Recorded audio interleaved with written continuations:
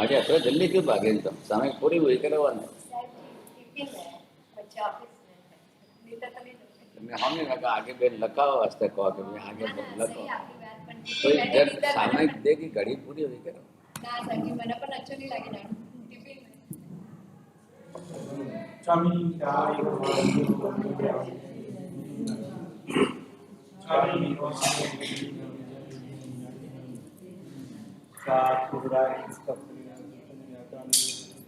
स्वामी स्वामी सारदा स्वामी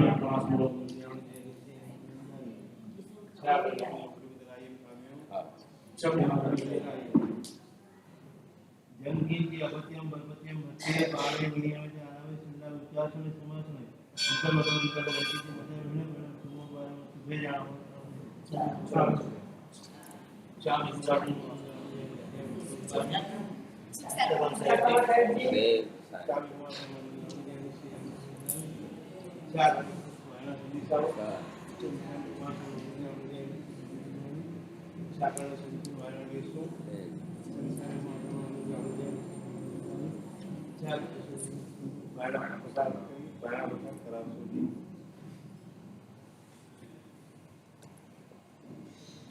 नमो हरिहंसाणं नमो सिद्धाणं नमो हरियाणं नमो वक्षायाणं नमो सर्वसाय एषु पंच नमस्कारो सर्वपावपनाशनं मंगलानं सर्वेशं परमं वै जय हे जगजीव जोनि वियानो जगगुरु जगाणं जगनाहु जगबंधु जय हे जगप्रिया महोदय जय हे सुयाण प्रभु तीर्थयराणं पश्चिमो जय हे गुरुलोगानं जय अप्पा महावीर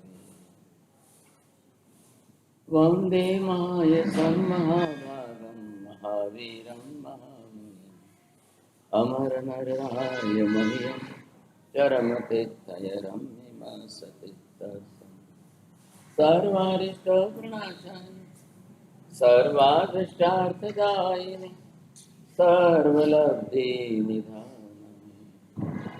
श्रीगौतम सुधर्म स्वामिने अज्ञानतिमिरान्धनं ज्ञानाञ्जनशलाकया नेत्रमुन्मीलितं येन तस्मै श्रीगुरवे नमः।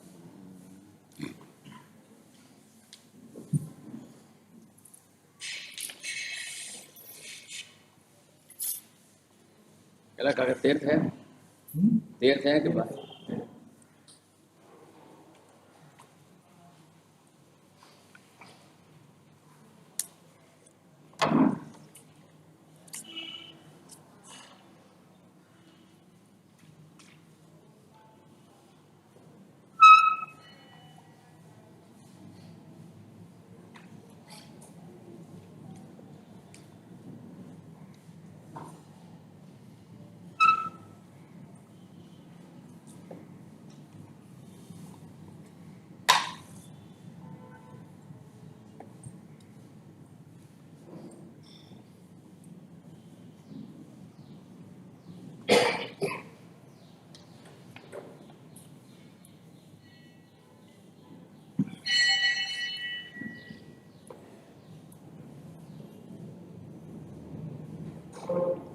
चौदवां अध्ययन यहाँ मुख्य रूप से इसी कार्य नाम का अध्ययन दिया गया है और मुख्य रूप से तो यह एक विशेष किसी राजा के नाम से दिया गया।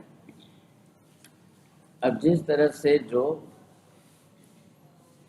13वें अध्ययन में आपने चित्र और संबुद्धि मुनि के जीवन के प्रसंग की बातें देखी, जीव किस तरह से कैसा नियाणा करके निकाचित नियाणा करके कोई अपने भाव कैसे बढ़ाता है और कैसे कर्म करके संसार में फैलता है। यहाँ पर हम जिसकी बात कर रहे हैं वो है 14वें अध्याय में ईशुकार है। नाम उस समय उस काल के इस प्रकार के होते थे और इन नामों के अंदर वहां पर एक पुरोहित जो था और पुरोहित के पुत्र का नाम था पुत्र, और उसका जो है पौराणिक विशेष नाम था। अब ये काम भोगेषु असज्जमाना मानुष सुजे आविली दिव्या मुखाभिकंखी अभिधाय सड्डा तायम उवागम इमं उदाहो। किस तरह से व्यक्ति संसार में आकर अपने अल्प आयुष्य को भी भूल जाता है। कीमती ऐसा दुर्लभ जन्म मिलने के बाद भी और अल्प आयुष्य होने के बाद भी एकमात्र काम भोगों के अंदर आसक्त है। जब व्यक्ति सब कुछ भूल जाएगा, मेरा जन्म किस लिए है, मैंने ये जन्म किस लिए लिया है, इतने अनेक जन्मों के बाद आज पहली बार मुझे मनुष्य का उत्तम जन्म मिला, परमात्मा का धर्म मिला, जिन शासन प्राप्त हुआ, और इन सब के बावजूद भूल करके बस थोड़े से पुण्य योग से मिले हुए काम और सुख के भोगों के अंदर लोग आसक्त बन जाते हैं। सबसे बड़ी जीवों की ये समस्या है, ये आसक्ति, विषय भोगों की, काम भोगों की आसक्ति जो है वो उसको डुबा दे। अगर जीव के अंदर थोड़े बहुत भी धर्म के संस्कार पूर्व जन्म के आ जाए, धर्म की जागृति उसकी बन जाए और फिर उससे पता चल जाए कि मेरा जन्म इतना छोटा सा, इतने अल्प आयु का जीवन जो है वो बहुत कीमती जन्म है। मैं जन्म जन्मांतर में उपार्जित किए हुए अनेक भावों के कर्मों का क्षय करता सकता हूँ और ऐसा सशक्त धर्म भी मिला है। अब सब कुछ मिलने के बाद भी काम भोगों की आसक्ति में डूब जाए और कुछ भी ना कर पाए, ऊपर से नए कर्म ज्यादा। दोनों के अंदर आप हिसाब करेंगे, प्रमाण करेंगे, आपको ख्याल आएगा ये जीव यहाँ से पूर्व भव से आ रहा है और अपने साथ में जितने कर्म ये साथ में लेकर आ रहे हैं, एक हिसाब से अंदाज लंबिए कि 5000 कर्म प्रकृति पूर्व जन्म की बांध करके साथ में लेकर आ रहा है। अब ये यहाँ पर इसका जन्म होता है।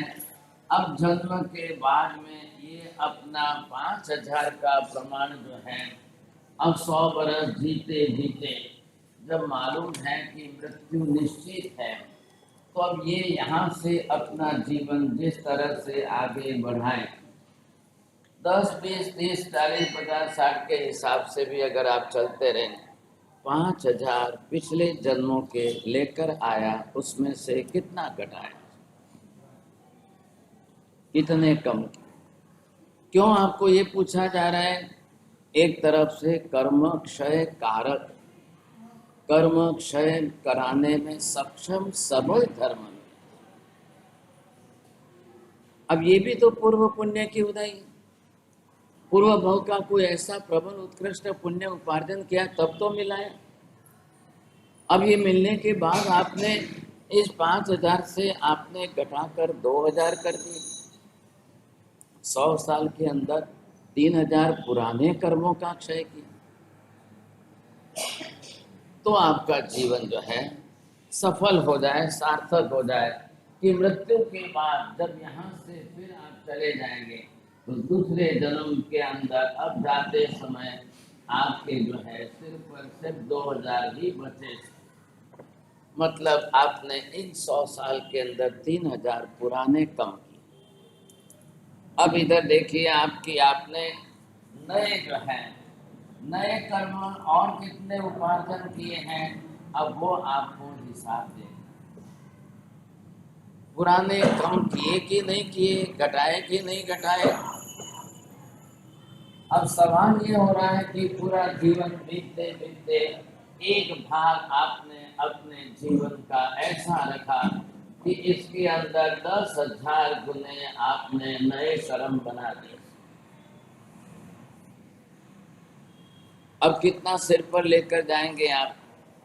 यदि पुराने में से 3000 कम किए हो तो 2000 बचे, नए 10,000 किए तो 12,000 लेके अब आगे के जन्म, अगर ये कम नहीं हुए, इसी में नए मिलाए और 10,000 जोड़े तो 10 और 5 15,000 आप साथ में लेके अगले जन्म में जाओ। अब ये संसार के अंदर चल रहा है। सोचिए, जिन जीवों को कर्म क्षय कारक सक्षम समर्थ ऐसा धर्म न मिला हो, उनका क्या होगा? उनका क्या होगा? सोचिए आप। नरक में से निकल करके आना, फिर मनुष्य जन्म में नरक में जाने की वापस प्रवृत्ति। आज की दुनिया में आपको आश्चर्य लगेगा, प्रतिदिन सुबह नींद में से उठकर रात भर तक मछलियां मारने का धंधा करने वाले लोग करोड़ों, करोड़, लाखों की बात नहीं है। दुनिया के सब देशों, हर देश अपनी तरह से करते हैं। सबको एक मालूम है कि जमीन के ऊपर धरती पर मेहनत करके आप जो है खेती करोगे, अनाज पकाओगे, इसकी बजाय तो समुद्र में तो आपको रोज मिल जाता है। क्या करना है? जहां भी जाओगे समुद्र में, नदियों में, तालाबों में आपको मछलियां तो रोज मिलेगी। महावीर क्या कह रहे हैं कि एक एक मछली है तो पंचेंद्रिय जीव ही है। कौन है साहब? है तो पंचेंद्रिय जीव, संघनी पंचेंद्रिय प्राणी। रोज इतने उत्पन्न होंगे, रोज इतने पकड़े जा रहे हैं, रोज इतने खाते जा रहे हैं, रोज इतना मारते जा रहे हैं, रोज इतना। मनोज जी, आप जानते होंगे स्टैटिक्स के फिगर के अंदर खाली पूरी दुनिया में फिश मार्केट का आपके बिजनेस व्यू पॉइंट की दृष्टि से देख लो, अरबों खरबों का व्यापार खाली मछलियों। स्टॉक एक्सचेंज में कितनी कंपनियां तो फिशिंग वाली, नंबर 2 पर पोल्ट्री और नंबर 3 पर जो है स्लॉटरिंग। अब ये 3 ही चल रहा है। सब पहले इतना था, हिंसा जरूर थी, प्रमाण कम ज्यादा। आज हिंदुस्तान जो है 2021 के अंदर 135 करोड़, और वही 1947 के अंदर 35 से 40 करोड़। तो स्वाभाविक है ना, जब हिंदुस्तान की हालत थी तो इसके पहले अब दुनिया के देशों की देखो, कब जाता बस्ती होगी। और अभी क्या हो गया है, सब ऑटोमेटिक यांत्रिकरण। पहले मैन्युअली जितना चलता था, अब यांत्रिकरण होने से हर चीज 100 गुनी बढ़ गई। फिशरिंग आज की तारीख में इतनी 100 गुनी बढ़ गई, सरकार की सब्सिडी और सब कुछ इतने बड़े पैमाने पर है। हम दुनिया की कहाँ बात करें, हिंदुस्तान का तो बख्शली 2% भाग जो है बिल्कुल कोस्टल एरिया है, ईस्ट एंड वेस्ट में दोनों में देख लो। दुनिया के कितने देशों में चल रहा है। आप जर्मनी देखो, फ्रांस देखो, ब्रिटेन देखो, रशिया में जाओ, कोई हिसाब नहीं, हिसाब नहीं। अब ये मेहनत करना, खेती करना, अनाज पकाना, फल फूल पकाना, फ्रूट पकाना, साल भर में एक बार मैंगो आएंगे साहब, और इधर तो रोज मछली मिलती, रोज मिलती। अब एक तरफ तो कर्म शास्त्र कह ही रहे, अभी उत्तरायण सूत्र में आगे आप सुनेंगे 2 अध्याय के अंदर तो नरक की बात है, केवल नरक की वेदना, पीड़ा, तकलीफ। जिन जीवों का व्यापार व्यवसाय पंचेंद्रिय हिंसा का होता है, उसे कहते हैं महाप्राणातिपात। महाहिंसा का व्यापार, नरक गति के सिवाय दूसरा कोई विकल्प नहीं। अब खाली इनकी बात मत करो, मछली मारने वालों की। गायनेकोलॉजिस्ट डॉक्टर बनने के बाद जो लोग रोज ही जो है अबॉर्शन करते हैं, वो भी पंचेंद्रिय मनुष्य की हिंसा है। अब मानना न मानना उसके हिसाब से, आपके नहीं मानने से क्या होगा? आप तो बोल दो कि नहीं नहीं, गर्भ में बालक जिंदा ही नहीं है, वो तो मरा हुआ ही है, अभी जीव आया ही नहीं है, उसके पहले ही हम जो है निकाल दे रहे हैं सर। इसका मतलब आपको कोई हिंसा का पाप नहीं लगेगा। अब तो science has also change all the parameter. अब साइंस भी नहीं कहता कि 3 महीने के बाद गर्भ में जीव आता है, ऐसा वो भी नहीं कहता। एक जमाने में बात की थी, आज वो बात नहीं रही। एडवांस सोनोग्राफी हो गई, सब कुछ हो गई, तो हार्ट बीटिंग जो है वो बरोबर पता चल रहा है, बरोबर। अब क्या होगा? साइंस ने तो विचार बदल दिया। चलो 3 महीने के बाद नहीं आता है, अब जब भी आता है पहले से आता है, तो इधर एबॉर्शन का प्रमाण घट गया क्या, कम हो गया क्या? 100 गुना बढ़ गया।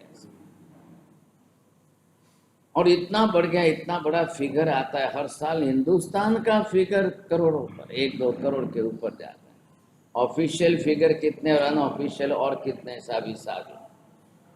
अब दुनिया के सब देशों के कितने आते हैं। और फिर आपको जानकर हैरानी होगी कि भाई मुस्लिम कंट्री के अंदर तो अबॉर्शन होता ही नहीं, बैंड है वहाँ। और आज इसका ये परिणाम है कि 1947 के अंदर इंडिया में मुस्लिम 5 करोड़ थे, आज 25 करोड़। अब जैन कितने थे और आज जैन बचे हैं आधे करोड़। अब दिन दिन जैन घटते जा रहे हैं, कम होते जा रहे हैं, ये परिस्थिति। तो जो पंचेंद्रिय हिंसा को व्यापार व्यवसाय का रूप दे दे और वो व्यापार व्यवसाय के नाम पर अनेक गुना बढ़ा दे। अभी आपने विपाक सूत्र में सीखा है, सुना है, अंडगोलिक व्यापारी का जो है अंडे का व्यापार करने का व्यवसाय उस जमाने में, ये तो महावीर तो उसके पूर्व भव की बात कर, कितना बड़ा पैमान बढ़ाया। 18 पापस्थान ये तो शाश्वत है। 18 पापस्थान की प्रवृत्ति तीनों काल में सर्वत्र होती है।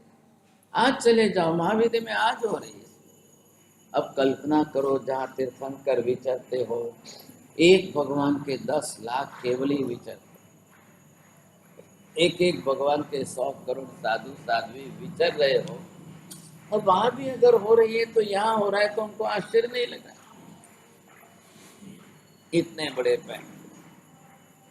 मनुष्य को सबसे पहले ये सोचना है कि हम अपनी 100 साल की छोटी सी जिंदगी, मैक्सिमम फिगर लिखा है, बाकी अपना इतना हिसाब समझ लो, 70-80 में जाने वाले भी है, अब 60-65 में जाने वाले, अब 40 में जाने वाले, अब 32-35 में हार्ट अटैक आ रहे हैं, लास्ट 28 बरस के युवक को हार्ट अटैक आ रहा है। अब हार्ट अटैक भी कम हो रहा है और ब्रेन स्ट्रोक ज़्यादा बढ़। अब ये समस्या है, कितने तरीके से चल। अब इतनी छोटी सी जिंदगी में एक तो सिर पर कर्जा है पिछले जन्मों के पाप कर्म, इधर वो घटा नहीं रहे और ऊपर से नए बढ़ा रहे, और ऊपर से नए बढ़ रहे। अब ये प्रमाण बढ़कर हमारा कहाँ ले जाएगा, सोचिए आप। असासयम दट्ठुमिमं विहारम बहु अंतरायम नय दिहम अवस्तम्हा गेहंसी न रही लभाव आमंतयामो तरिसाम। एक तरफ तो दिल छोटे हैं, जीवन कम है, आयुष्य छोटा है, और सामने जो है बहु अंतराय, अंतराय कर्म भी सबके बहुत ज्यादा है। जिनके अंतराय कर्म जितने प्रमाण में ज्यादा प्रकृतियां होती है, 5 प्रकार के अंतराय। अब सब प्रकार के कर्मों के अंदर दानंतराय, लाभांतराय, भोगांतराय, उपभोगांतराय, वीर्यांतराय, जिसकी जिस कर्म की प्रकृति जितने प्रमाण में होगी सर, तो करेंगे तो क्या करेंगे। पुण्य आपका प्रमाण में कितना है वो जितना ज्यादा महत्व का नहीं है, उससे ज्यादा अंतराय कर्म आपका कितना ज्यादा है वो देखिए। नंबर 1, पुण्य आपका कम हो और अंतराय कर्म ज्यादा होगा, तब क्या हालत होगी। एक नंबर पर आप हिसाब से विचार करिए। पुण्य जो है ये आपका माइनस में चल रहा है और अंतराय कर्म आपका प्लस में चल रहा है। पुण्य है ही कम तो मिलेगा सुख भी कम, अंतराय है ज्यादा तो फिर भी इतना तकलीफ भी ज्यादा ही आएगी। दोनों बात, अगर पुण्य आपका प्लस में और अंतराय आपका कम हो तो आप ज्यादा अच्छे सुखी गिने जाओगे। इधर आपका जो है तीसरे नंबर पर पुण्य प्लस में है, लेकिन अंतराय कर्म आपका जो है वो भी प्लस में चल रहा है, तो क्या होगा। नंबर 4 के अंदर आपका पुण्य माइनस में है और अंतराय कर्म आपका ज्यादा है, तब क्या होगा। इधर पुण्य आपका कम है, माइनस में बहुत कम है, थोड़ा सा है, तो पुण्य तो सुख देने वाला है, सुख मिलेगा कितना, और सामने अंतराय कर्म आपका 10 गुना ज्यादा है। थोड़ा सा भी मिले उसमें भी वो तकलीफ करके और आपका खर्च, थोड़े से पुण्य को भी रोक। कई लोगों को संसार के अंदर ये हमेशा ये अनुभव होता रहता है, आप लोग देखते रहते हैं। एक तो बहुत कम पुण्य, साहब इतने वर्षों के बाद जो है, बहुत वर्षों के बाद ऐसा योग आया। अब कुछ ऐसा लगता था सुखी हो जाएंगे, लेकिन पैसा डूब गया, उधारी डूब गई। कोई कहता है सामने वाला लेकर बैठ गया, देता ही नहीं, सगा भाई लेकर बैठ गया, वो नहीं दे रहा। अब ये संसार के प्रश्न सामने, सुखी कहाँ है?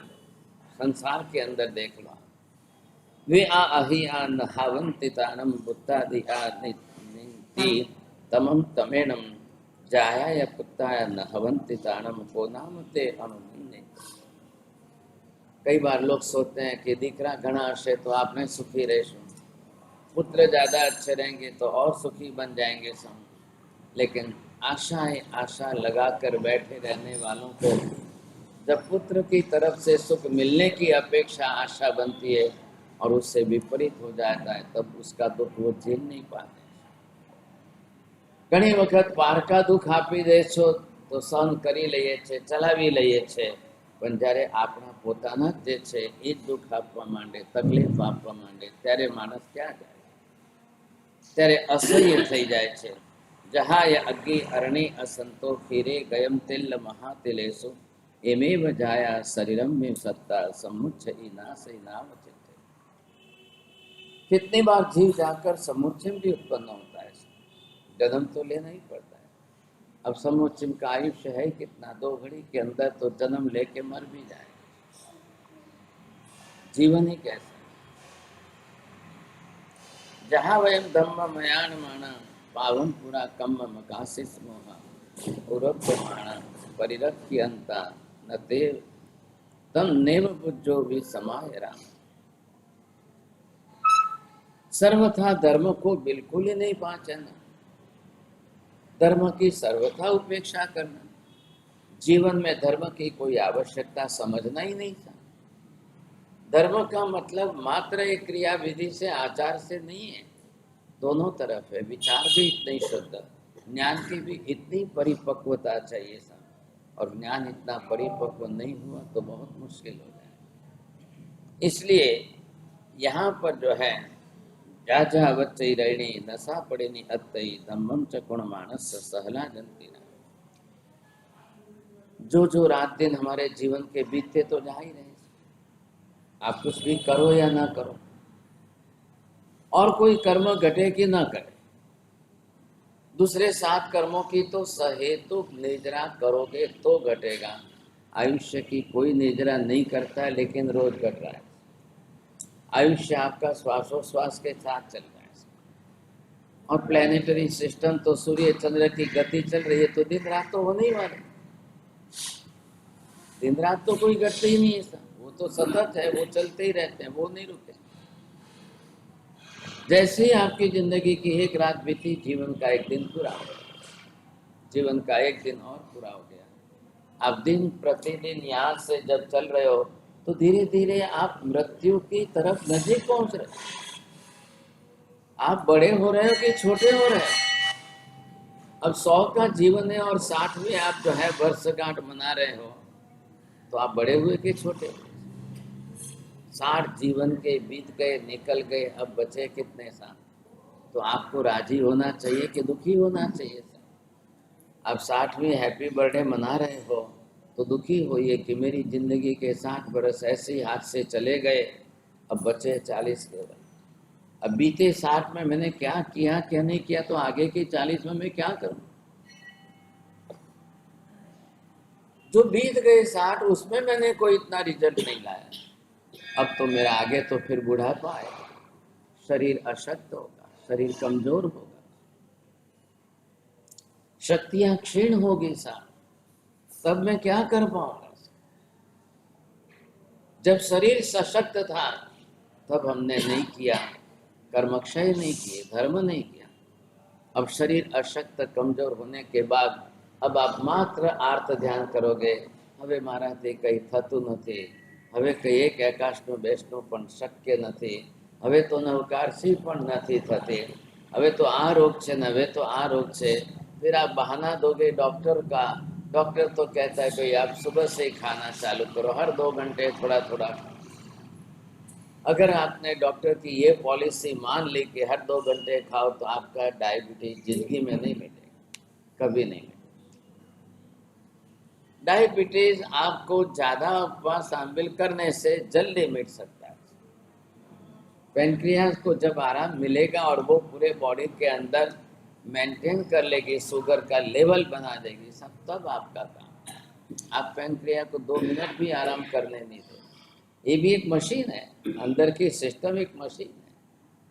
बाहर जो लोहे की मशीन चलाते हो उसको भी आपको 1 वीक में 1 दिन आराम देना पड़ता है, तो कम से कम अंदर की मशीन के बारे में ये भी तो मशीन है। लेकिन डॉक्टर लोग उल्टी चाल चल रहे हैं सब, हर बात में उल्टी चाल, हर बात। नीति बदल गई, अब एथिक्स और मॉरल्स तो मेडिकल में से भी खत्म होते जा रहे हैं। ऐसी स्थिति के अंदर सबसे बड़ी समस्या खड़ी हो रही है। लोग फिर जब अशक्त और कमजोर हो जाएंगे, अब वो कुछ भी नहीं कर पाएंगे, तब क्या होगा सोचिए।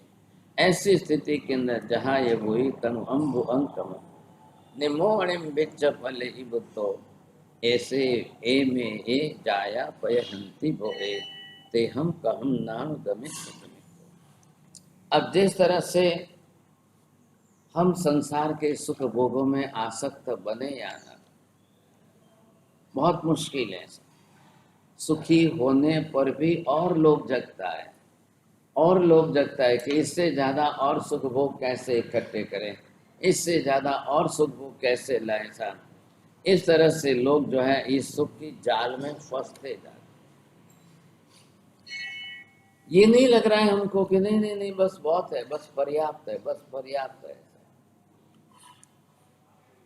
ઘણું વધારે સુખ પણ માણસને ધર્મથી વંચિત રાખે છે, ઘણું અતિ સુખ પણ માણસને ધર્મથી દૂર કરે છે, પાપની પ્રવૃત્તિઓમાં રત બનાવી દે છે। એટલે સુખ પણ જે છે મર્યાદિત હોય તો જ સારું છે। અને આજનું ઘણું સુખ તો સાધન સામગ્રીઓ ઉપર ડિપેન્ડ થઈ ગયું છે। બસ તમે બહારની આર્ટિફિશિયલ લાઈફને વધારે અનુભવો, એ વધારે ભોગવો, એનું નામ વધારે સુખ થઈ ગયું। એકના બદલે 2-4 ગાડીઓ હોય એમાં તમે રાજી છો, એકના બદલે ઘરમાં જ જે છે 4 એસી લાગેલા હોય તમે એમાં રાજી છો, एक की जगह पर 4 टीवी लगे हो, घर में रसोई करते हुए टीवी लगा हुआ हो तो आप राजी हो। अब महिलाएं आंख बंद करके रोटी करती जाएगी, टीवी देखते हुए रोटी कर जाती, सामने रोटली में कीड़ी बनाई जैसे तो खबर नहीं पड़े। अब क्या करना, ऐसी परिस्थिति सामने आएगी। इसलिए अति सुख भोग भोगना ये भी हमारे लिए दुखदायी निमित्त है, कर्म बंध के निमित्त संसार में नहीं होने चाहिए। ये मुख्य हेतु यहाँ पर जो है देखा। अब यहाँ सम्मम दम्मम विआनिता चिच्चा काम गुणे भरे ए तवम पगिच्छ जह कायम घोरम घोरक परक। धीरे धीरे करके काम भोगों के विरक्ति बनाए। संसार के अंदर त्याग बड़ा होना चाहिए, तब कब भी होगा तो चलेगा, तब हमेशा क्या होता है थोड़े दिन के लिए होता है। त्याग बड़ा हो जाएगा तो आप कर्म बंध से बचने लग जाओगे, ये सबसे बड़ी बात। एवं ते कमसो बुद्धा सर्वे धम्म परायण जन्म मज्जु व ओ विज्ञा दुख संत सर्वेश। अब इस तरह से कहे अनुक्रम से जो है प्रतिबोध पाए और प्रतिबोध प्राप्त करके धर्म परायण बनते हैं, और धर्म परायण बन करके वो अपनी तरह से जन्म जरा मृत्यु के निमित्तों को समझते हैं, दुख के कारणों को समझते हैं, और दुख के कारण का निवारण करते हुए अपनी तरह से ऐसा त्याग करें वो शाश्वत सुख को प्राप्त कर सकें। राया सह देवी माहनो अपुरोही हो माहनी दारगा चेव सभ्य ते पड़े। यहाँ कमलावती रानी, ईशुकार नाम का राजा, ब्राह्मण भृगु नाम का पुरोहित, यशा नाम की ब्राह्मणी, उनके दोनों पुत्र, ये 6 जने जो है सर्वथा इसी बात का अमल करके संसार के सुखों का त्याग करके और निवृत्त होकर के संयम जीवन की साधना करके उसी भव में मोक्ष प्राप्त करते हैं। एक पुरोहित का परिवार, एक राजा का परिवार, इस तरह से दोनों अपनी तरह से निकल करके संसार से मोक्ष में जाते हैं। 15वां अध्ययन यहाँ पर जो विशेष रूप से बताया है, अब ये अध्ययन जो है सभिक्खु नाम का है। अब यहाँ पर जो है ये सभिक्खु, अब यहाँ पर शब्द का प्रयोग ही इस प्रकार का किया है कि जहाँ मुख्य शब्द लिया है भिक्षु, तो ये किस आधार पर बना है? भिक्षा के आधार पर इस शब्द की रचना। अब भिक्षा का आधार मतलब जिसका जीवन ही भिक्षा के आधार पर चल रहा है। साधु के लिए कभी भिखारी शब्द का प्रयोग नहीं हुआ, लेकिन भिक्षु शब्द का प्रयोग हुआ। भिक्षा प्राप्त करने के लिए जो निकले, जहाँ दुमस्त पुष्पे सो भमरो आविये रसम, जैसे भंवरा जाकर के फूल पर बैठता है, थोड़ा इस फूल से, थोड़ा उस फूल से, थोड़ा उस फूल से, 10 जगह पर से थोड़ा थोड़ा परागकण इकट्ठे करके ला करके वो अपने मधुमक्खी के जाले में मधुओं को दे रहा है। ऐसे यहाँ पर भिक्षु शब्द भिक्षा वृत्ति पर है। किसी घर से आधी रोटी ले, किसी घर से 1 रोटी ले, किसी घर से ऐसे करके वो अपनी तरह से जा करके आते हैं, वो भिक्षा वृत्ति वाले। प्राचीन काल में शास्त्रों के अंदर भिक्षु शब्द ज़्यादा आया, फिर बाद में निर्ग्रंथ शब्द ज़्यादा आया, फिर बाद में साधु शब्द ज़्यादा आया। ऐसे करके आज के कलयुग के अंदर संप्रदायवाद की दृष्टि से भिक्षु शब्द तेरापंथियों ने रख लिया। साधु शब्द जो है श्वेतांबर मूर्ति पूजक संघ में रहा। 1/4 शब्द जयी, यति शब्द जो था, अब वो यति शब्द पारंपरिक रूप से हट गया। मतलब अब यति कोई रहे नहीं, खास करके बचे नहीं। अब कहीं पर मुश्किल से 2, 5, 10 होंगे तो बात अलग है, लेकिन अब वो पंच महाव्रतधारी के रूप में नहीं रहे। इसलिए जब सत्यविजय पन्यास जी के काल से क्रियोद्धार हुआ, तब से कहा कि भाई हवे पची आपने बताया साधु शब्द जो आप, मुनि शब्द जो आप, तो प्रचलितता इसी की रही। अब यति शब्द का उपयोग नहीं करते। यहाँ ये अध्ययन 15वां ऐसा है कि इसमें प्रत्येक श्लोक के अंदर चौथा चरण जो है सभिक्खु तेने साधु के भाई, ये शब्द उसी प्रकार से आएगा। आगे 3 लाइन के अंदर उनके गुणों का वर्णन करेंगे और चौथी लाइन में लास्ट में सिर्फ जो है सभिक्खु ऐसे शब्द दे देंगे। सुन मौनम चरिष्यामि समेत धम्मम सही उज्जुकड़े नियाण छिन्ने संतवम जहि जल काम कामे अन्ना ऐसी परिव ऐसा भिक्खु। जो मनुष्य जन्म के अंदर मुनिपण એટલે मौनपण, मुनि शब्द ही आया है कहाँ से? मौन का। मौन का मतलब ये नहीं कि आप मुंह खोल के बोलते हो कि सर्वथा नहीं बोलते। इसका मतलब ये है कि सावध्य प्रवृत्ति जिसमें हिंसा आदि पाप प्रवृत्ति का दोष लगता है, उसमें साधु मौन रहे। ऐसे में उनको मौन रखना है, वो विवेक पूर्वक का मौन है। और आप समझते हो कि कला नहीं, एक लिमिट अलग है। कोई काल के साथ चलता है और कोई जो है मर्यादा के साथ चलते हैं साथ। तो जब एक मर्यादा के साथ चलते हो तो मुझे जिसमें अतिचार दोष लगते हैं उसमें मुझे मौन रहना है। आप ये चले कि मारे 9 થી 10 में मौन राखવું છે, 12 થી 2 में मौन राखવું છે, किसी ने और संक्षिप्त समय मुझे सिर्फ भोजन करते हुए मौन रखना है। तो जो जिसने अपनी धारणा बना ली। अब इसके लिए यहाँ पर मुनि शब्द का प्रयोग दिया। मुनि का मतलब ज्ञानी होता है, जो ज्ञान योग के अंदर सक्षम है और वो विवेक रखते हैं कि मुझे किस में अतिचार लगेगा, किस में नहीं लगेगा। अब फिर भी वचन योग का मौन, काय योग का मौन, मनोयोग का मौन साथ, ये और भी कठिन है। सर्वथा मन से अशुभ विचार ही ना आए, जिसमें कर्म बंद हो ऐसे कोई विचार ही ना आए, वो मन का मानसिक मौन। अभी हम रख रहे हैं वचन योग का वाचिक मौन, चलो 1 कलाक नहीं बोलूँ, बस हमने ये ले लिया है, लेकिन आप उसमें भी हेतु बदल करके चलेंगे तब आएगा। जे गिहिणो जे पव एण दिखा अब पव एण वसंतुआ विद्या देशम इह लोहि फल सत्था अफलठा जो संतवम न करे सभी। गृहस्थ जिस तरह से कर्म बंधक कर रहा है तो साधु देखकर समझकर मुझे भी इसमें कर्म बंधक पहले है तो वो टाल दे, तब जा करके आप सब भिक्षु के अंदर भिक्षु वृत्ति के साथ में। साधु के लिए श्रावक का विशेषण लगे उचित नहीं है, लेकिन श्रावक के लिए साधु का विशेषण लगे वो उसकी शोभा में वृद्धि करने वाला है। साधु तो है ही त्यागी साहब, लेकिन गृहस्थी अपने घर संसार को संभालते हुए वो जब त्याग विशेष की बात करे तब वो और ज्यादा बड़ी बात हो जाती है। असिप जीवी अगिहे अमिते जी इंदिए सब हो विपमुखे अनुकसाए लहु अपमुखे चिच्चा की हम एक चरे सभी को।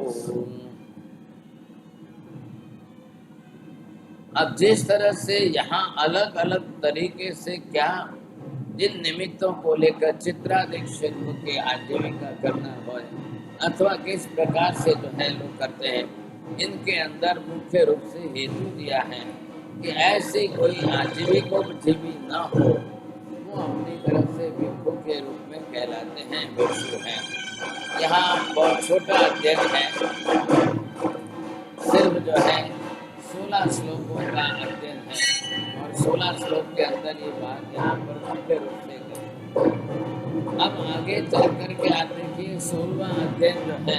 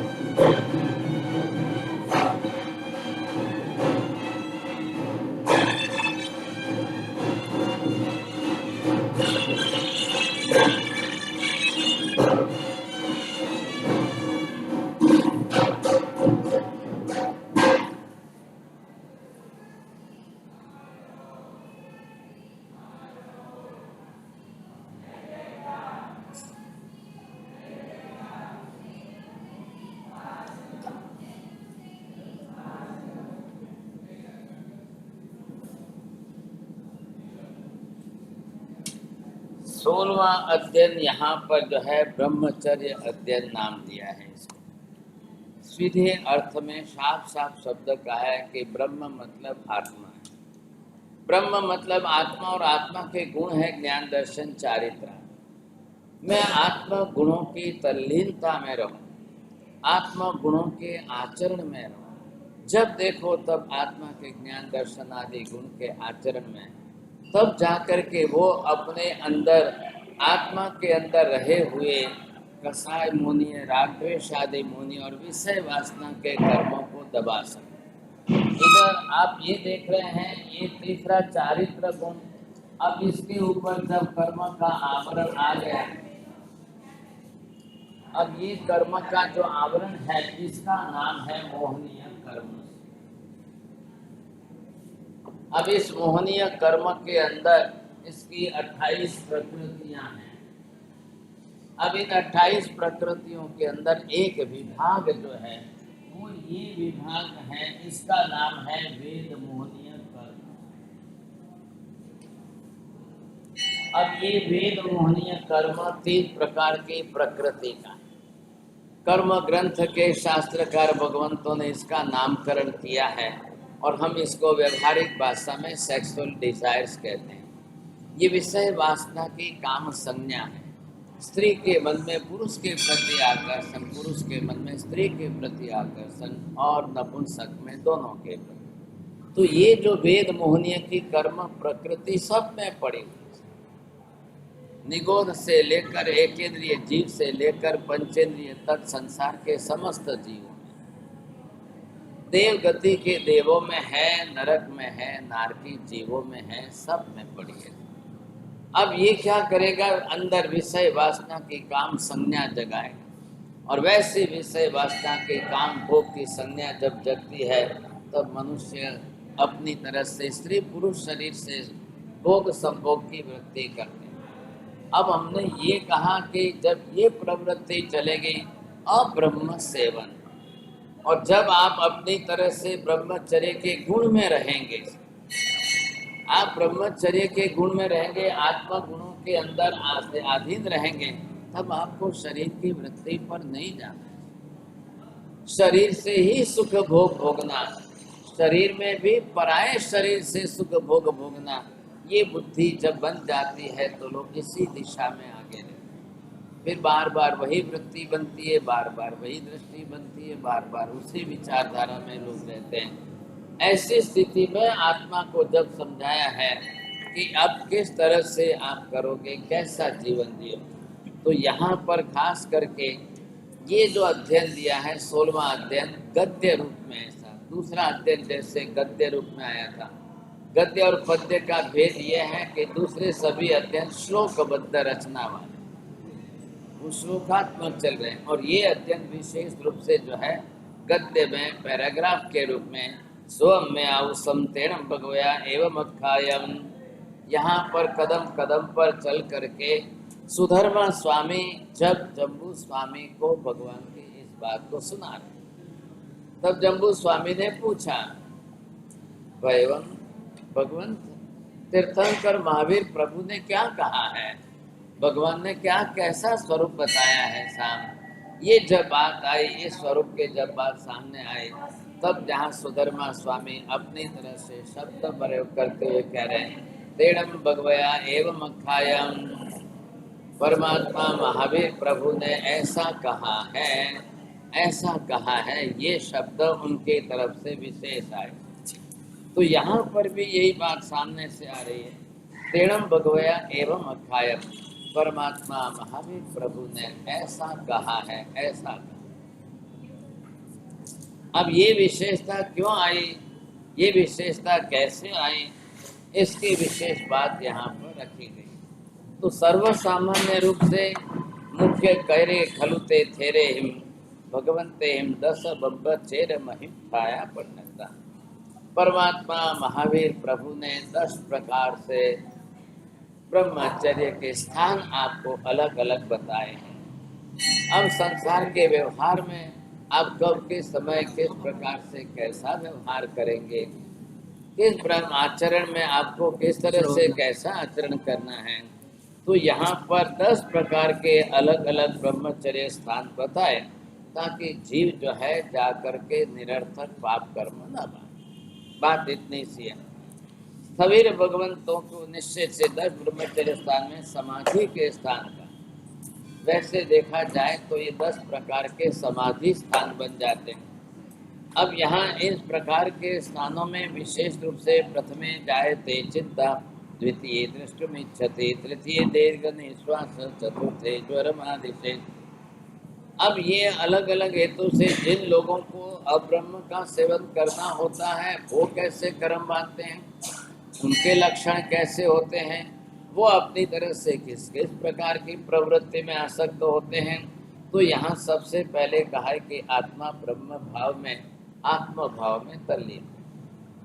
आत्मा इस कक्षा की, आत्मा को ही इसी कक्षा के आप स्वरूप में स्वीकारिए। जब जा करके देह बुद्धि घटेगी, देह राग की बुद्धि घटेगी, देह सुख भोग की बुद्धि घटेगी, आत्म गुणों की स्वानुभूति की बुद्धि बढ़ेगी, तब जा करके ब्रह्मणी लीन, अब आप ब्रह्मलीन बनते जाओगे।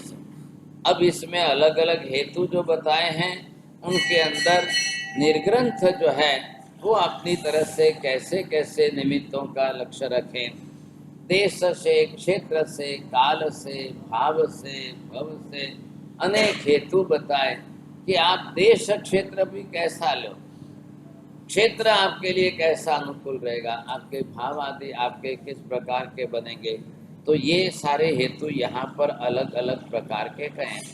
आत्मा के लिए समाधि स्थान, आपको कब किस प्रकार की समाधि मिले और कब किस प्रकार की समाधि भाव में आप कैसे रहो। नो निगंथे निथिनम पूर्वरयम पूर्व के लिए अनुसरिता हवई।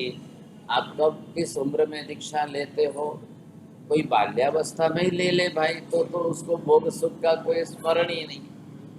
कल कोई बड़ी उम्र में दीक्षा लेने के बाद अपने पुराने सुख भोगों को याद करे तो भी आपको दोष। अब आप दीक्षा लेकर साधु जीवन में आ चुके हो, अब पूर्व काल के सुख भोगों का सर्वथा स्मरण छोड़ना चाहिए था। अब उनको जो है आहार पानी हमारा विगई रहित ऐसा रखिए कि आपको फिर वापस जो है शरीर भी उस दिशा में न चला जाए। आहारम आहरिता हवई से निर्ग्रंथे।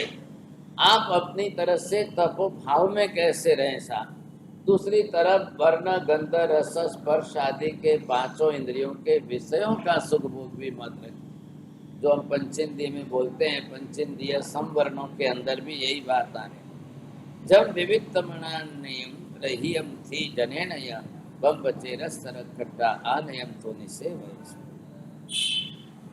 अब यहाँ पर ये एक एक अलग हेतु बता करके पहले ही हास्य रति अरति के अंदर की प्रकृतियों को कम कर। साधु जीवन कैसा है कि बिल्कुल गंभीरता से रहना, हल्की बातों में छोटी सी बातों में अट्टहास करना या जोरों से हंसना आदि भी वो हमें शोभास्पद नहीं रहा है।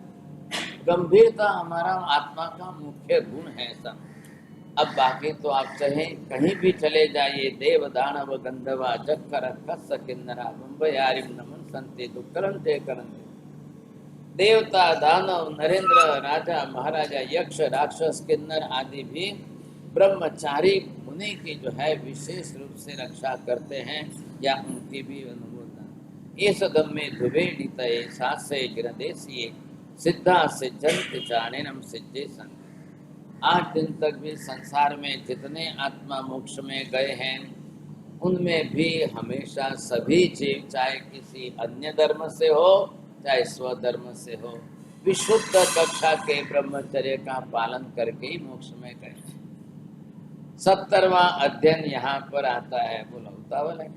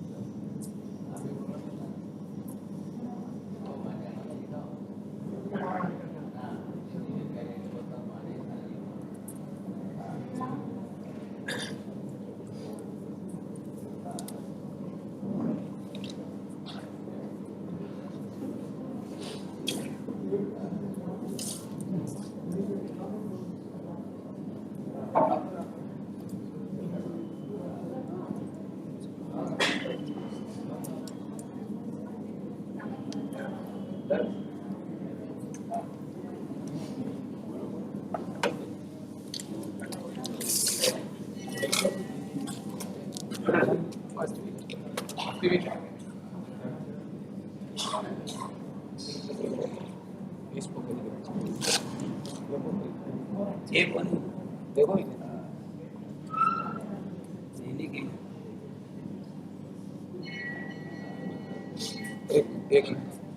भाई को बोलो।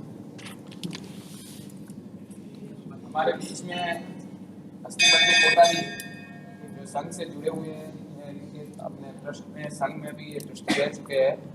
गत 15 साल 20 साल से इतनी तपस्या की है कि तपस्या गिनाएंगे तो सब अच्छे रहेंगे। दो वसी तप, तीनों उद्यान, भद्र तप, श्रेणी तप, सिद्धि तप, जितने भी बड़े तप है, मास कमांड, जितने भी बड़े बड़े तप है, सब ये गत 25 साल से तो सजुड़े और गत 25 साल से पालिताना की शत्रुंजय की दर पूनम को यात्रा करने जाते हैं। तो ऐसे तपस्वी अपने संघ में मौजूद है। हम सब मिलकर इनकी अनुमोदना करेंगे। अनुमोदना अनुमोदना अनुमोदना बारंबार, अनुमोदना अनुमोदना अनुमोदना बारंबार। तपस्वी तपस्वी तपस्वी नो जय जयकार, तपस्वी नो जय जयकार। आज भद्रकल का इनका तपस्या का आज 6वां उपवास है। 8 में एक उपवास एक्स्ट्रा लिया है इन्होंने।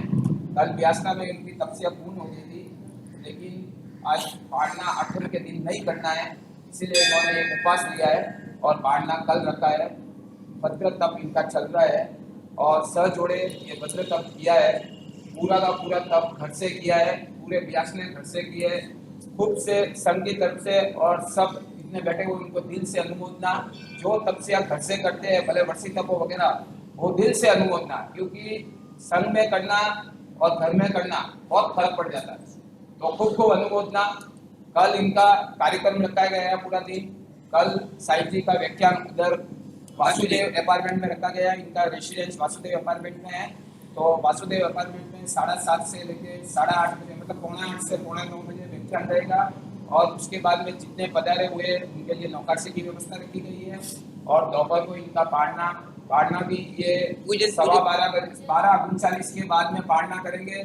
आज इतनी बड़ी तपस्या होके भी 12:39 के बाद में पाड़ना करेंगे। सुबह पाड़ना थी, पाड़ना में इन्होंने मना किया है, 12:39 के बाद में पाड़ना करेंगे। दोपहर को इनके घर पे पूजन है। इस तरह से पूरा कार्यक्रम रखा गया है। सबको पधारने की इनकी तरफ से मैं बोल रहा हूँ, सबको पधारने की बात बोलो, इसकी बात सबको बात करें, पधारने की बात है। सब ये सब वास्ते कास्ते इधर से इनके परिवार वाले 7:30 बजे सकल संघ से विनती है कि 7:30 बजे इधर से वास्ते कास्ते वासुदेव में जाएंगे और उधर व्याख्यान और नौकाशी की व्यवस्था रहेगी। इस तरह पूरा कार्यक्रम है। तो 7:30 बजे इधर सबको पधारना है संघ। और अभी एक उपवास का प्रचलन ले रहे हैं। जैन शास्त्र में कभी अलग अलग प्रकार के कितने तप हैं, और इन सब तप के अंदर बड़ी बड़ी तपस्या में जिनका नाम आ रहा है, और इतनी बड़ी तपस्या में जिसको हम श्रेणी तप, भद्र तप, ये सब बड़े तप में आते हैं। और इससे भी आगे चल करके सबसे बड़ा कर्म सुदन तप। अब इतना बड़ा भारी कर्म सुदन तप करना, और आज भी हो रहा है और करते हैं।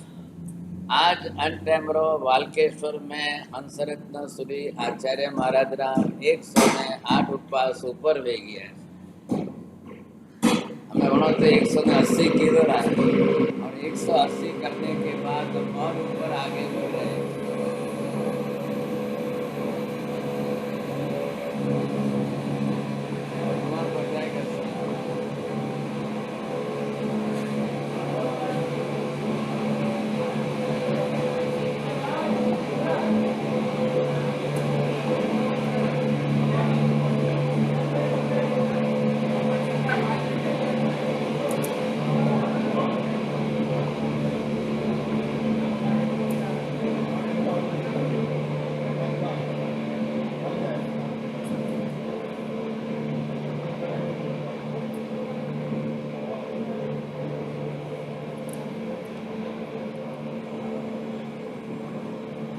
एक महीना हुआ, 4 महीना,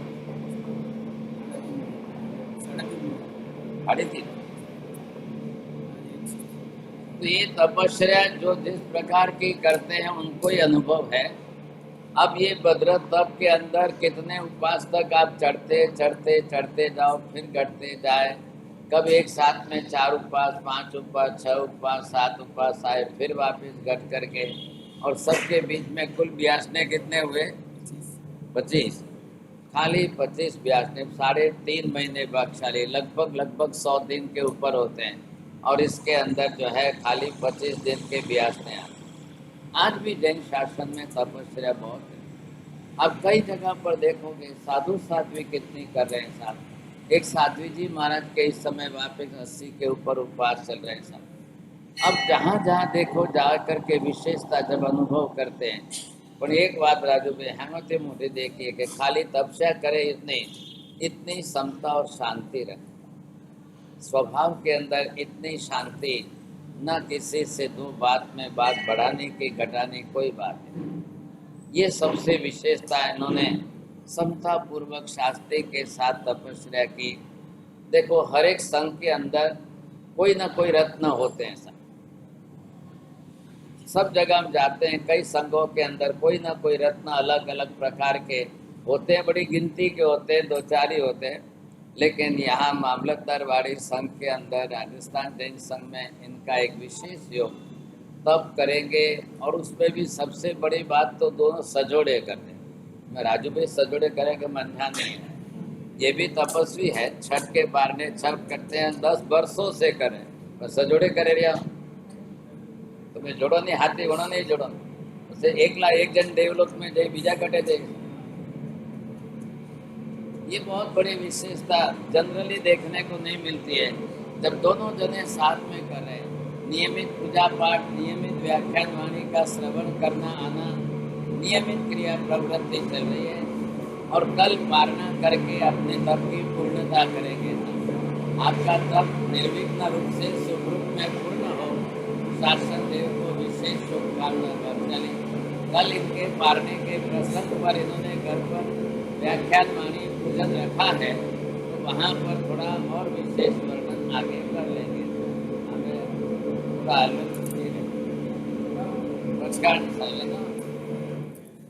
उपवास पानार सब जन, और किसी को तो सूर्य के अभद्र बचकाए देवियम प्यारन जौन प्यारन संसागण वारिदम सबस्वनम पानहार पोरसे 60 पोरसे सूर्य के मरुण सागर मदन सबस्व देगणम पानस लेंच बहुलेणवा ससितनवा सेतनवा उस्तिदे। बहुत बहुत धर्म लाभ। सकल संघ को आमंत्रण दिया है, इसलिए कल व्याख्यान वाणी के अंदर वहाँ पर इनके निवास स्थान पर पधारना और पूजन आदि का लाभ है सब। एक अध्ययन यहाँ पर थोड़ा और ले रहे हैं, लास्ट है। मुख्य रूप से यहाँ जे के ई उपव ई नि अंठे धम्मम सुनिता विण औपर्ण सुदुर्लभम लहियुम गोहिलाभम विहरित जब अच्छा ये जहाँ सोहम। तो किस तरह से पाव समृद्धि चाहिए। अगर काल कलयुग के अंदर भी है, लेकिन धर्म आराधना करते हुए सिज्जा दड्ढा पाउरणम में अथि उपज्जई भूतुम तहेव पाउम जाना में जम बट्टई आउसोते किम नाम काहा में सुहेन भत्ते देखे पव ई निद्दा सीले बगा संबगाम सो बोचा पेचा सुहम सुहई पाव समृद्धि उच्चै आयरिय उवज्जाएम सुअम विडयम च गाहे ते चेव खिंसई बाले पाव समृद्धि उच्चै। किस किस कारण से, किन किन निमित्तों से, कहाँ पर अगर आरंभ समारंभ विराधना आदि की प्रवृत्ति श्रमण जीवन के अंदर भी बढ़ जाए, तो वहाँ पाव समन नाम दिया है। सम्मद्दमाने पाणानि बिआनि हरियाणि असंजय संजय मंदमाने पाव समणे उच्चई। अब इंद्रियां आदि के 5 सुखों के अंदर आसक्ति बढ़ जाए, और 5 इंद्रियों के विषय भोग के सुखों में जो आसक्त बने, तो यहाँ पर ये अपना भान भूल जाते हैं, वो भी पाव समृद्धि। संथारम फलगम पीढ़म निषिद्धम पाय कंबलम अपमज्जि आरूहि पाव समृद्धि उच्चई।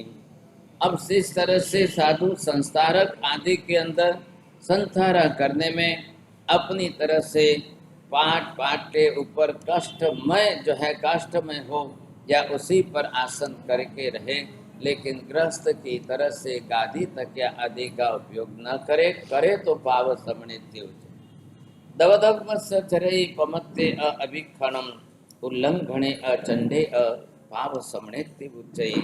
आहार आदि के लिए भी जब भिक्षा आदि के लिए भी जाए तब भी पृथ्वी पर किस तरह से उनको गति करनी चलनी आदि, जिसमें 5 समिति और गुप्तियों का विशेष रूप से पालन हो, ऐसे व्यवहार करने में अगर जो दुर्बल हो जाए तब जा करके न करने पर पाप श्रवण कहलाए। पड़िले पमत्ते अब उज्जई पाय कंबलम पड़िलो लेहना अना उत्ते पाव समने उच्चई। वस्त्र पात्रादिक उपकरण को भी किस तरह से शुद्ध रूप से प्रतिलेखना करे, जीव जंतु की जयना और रक्षा का पालन करे, और इस तरह से प्रतिलेखना द्वारा भी किसी जीवों की हिंसा विराधना से बचने का प्रयत्न करे तो श्रवण जीवन है, और अविधि से करे या न करे तो पावत समणे उच्चई। पड़िलेहे ए पमत्ते जम किंची हो निशामिया गुरु परिभाव ए निचम पाव समणे उच्चई। बहुआयम पमुहरिम थद्धे लुद्धे अणिक गहे अभिसंभागे असंविभागे अचि अत्ते पाव समणे उच्चई।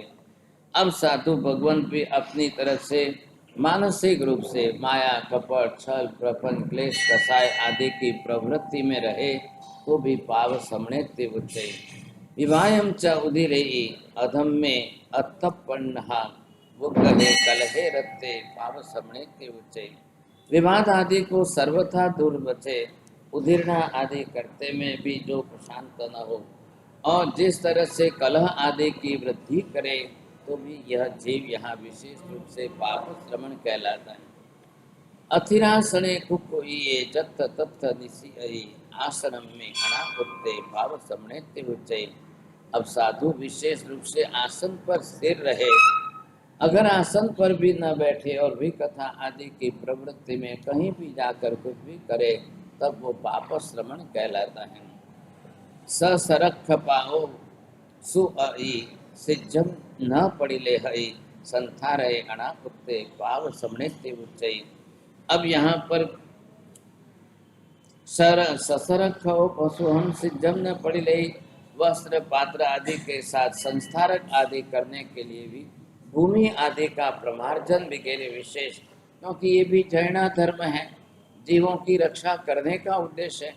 दुग्ध दही विगयो आहार ही अभिक्षणम अरय तवो कम में पाव समणे 6 विगयों का विशेष रूप से आचरण करे, आहरण करे, तो भी जब यहाँ पर अपनी काया का विचार करिए, किसके लिए आहार आदि के अंदर विगय आदि के बाल ग्लान तपस्वी आदि के लिए छूट है, उसके सिवाय सबके लिए नहीं। अथ तम्मी असुरम में आहार ही अभिक्रम चोई हो पड़ी चोई पाव समृद्धि उच्चई। अब अस्त सूर्यास्त के अस्त समय लगभग वारम आहार आदि ग्रहण करे, या आयुष रात्रि भर भात्रे आदि भोजन के समय भी आहार आदि ग्रहण करे, तब जाकर के पाप श्रवण कहलाएंगे। आर्य परिचाय परपान संड सेवये गानम गहिनी गणी ए दुभुवे पाव समणे उच्चई। अब यहाँ पर जो है मुख्य रूप से ग्लान आदि तपस्वी आदि को जिस तरह से आहार आदि की जैसी आवश्यकता रहती है, वैसे अब आहार आदि ऐसे में बौद्धादिक का सेवक था होए, और इस प्रकार के गानम गणिक मास के अंदर एक गच्छ में से दूसरे गच्छ में अगर प्रयाण करे तब जाकर के वो भी पाप श्रवण कहलाए। स्वयं गेहम परिवच्चई परगेहन सी भावरे निमित्तेण व्यवहरई पाव समणे उच्चई। अब साधु दीक्षा के समय अपने गच्छ आदि के अंदर रहे और फिर बाद में अन्य गच्छ स्वीकारे या गच्छ त्याग करे, शुभ अशुभ निमित्त शास्त्र आदि कहने लगे, व्यवहार करे या द्रव्य उपार्जन करे, और वो जाकर के पाव समणे उच्चई। इसी तरह से सन्नाई पिउम धेम ए नेच्छई सामुदानियम गिहि निषिद्धम चल वाहे ही भाव समणे उच्चई।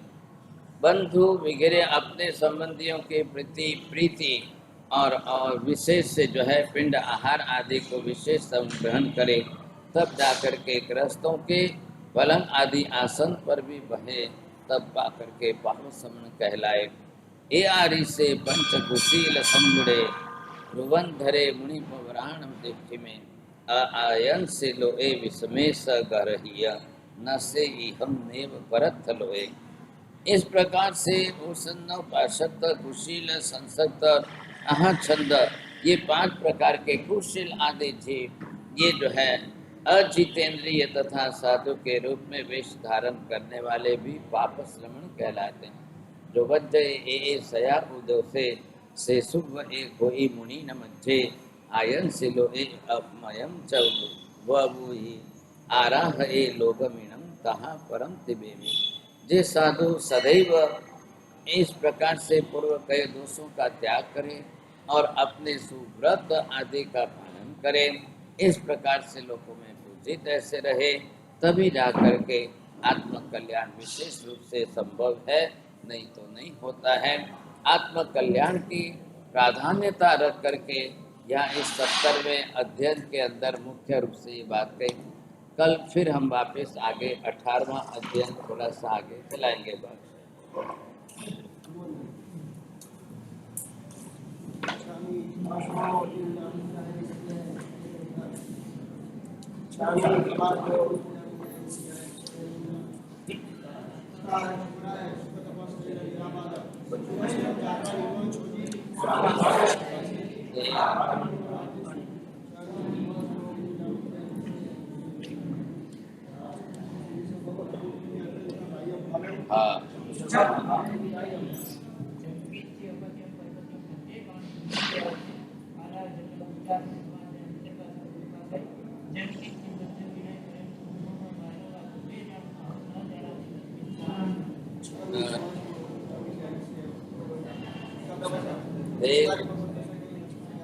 गए श्रे नमकार सिंह बोर सिंह साठ बोर सिंह सुरगे पूरे मुंडे सिंह बचकाए गए श्रे चौबीं प्यारम सिंह प्यारम सुसागरम जन्म सबस का जागरम आयम प्यारम बचका विगरम सागरम लेवरम गेत काष्टम प्यारम बचकाए देवियां प्यारम समकाम सागरम नाउट अनुसार गुरु उठन पाविगम सबस का जागरम मानस रंच बहुल निवास से जन्म से लाभो सिरे सर्व मंगल मांगल्यम सर्व कल्याण कारणम प्रधानम सर्वधर्माणां जयति शारदा।